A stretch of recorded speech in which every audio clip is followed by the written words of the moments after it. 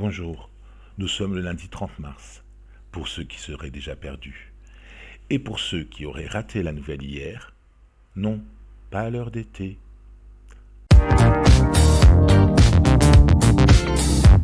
Patrick Devedjian, ancien ministre de 75 ans, est décédé des suites du coronavirus. Oui, Patrick Devedjian est mort.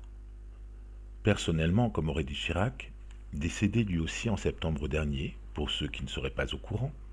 Comme disait Feu Chirac, donc, ça m'en touche une sans faire bouger l'autre. Et je n'ai rien à ajouter au panégyrique qui lui est rendu par tous ses compères en politique, qui vont être privés d'obsèques, sauf dérogation spéciale. Voir l'épisode 6 de cette même chaîne, Est-ce que j'ai une gueule d'enterrement? Mais en apprenant la mort de ce vétéran de la politique hier matin à la radio, j'ai surtout été interpellé par un terme que l'on retrouve d'ailleurs dans plusieurs titres. Le premier politique tué par le coronavirus. Premier. Comme ça ne peut quand même pas désigner Devedjian comme la personnalité politique préférée des Français, hors des Hauts-de-Seine, c'est sans doute une manière, optimiste, de prévoir qu'il y en aura d'autres. Ça m'a donné une super idée.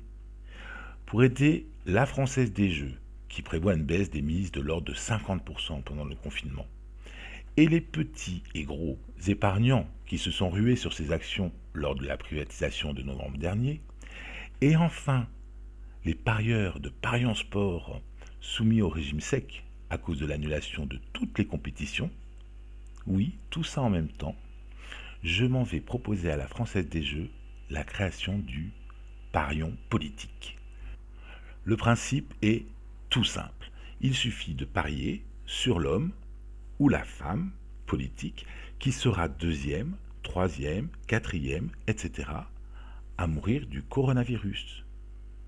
Mais attention, on ne triche pas. C'est pas con, non.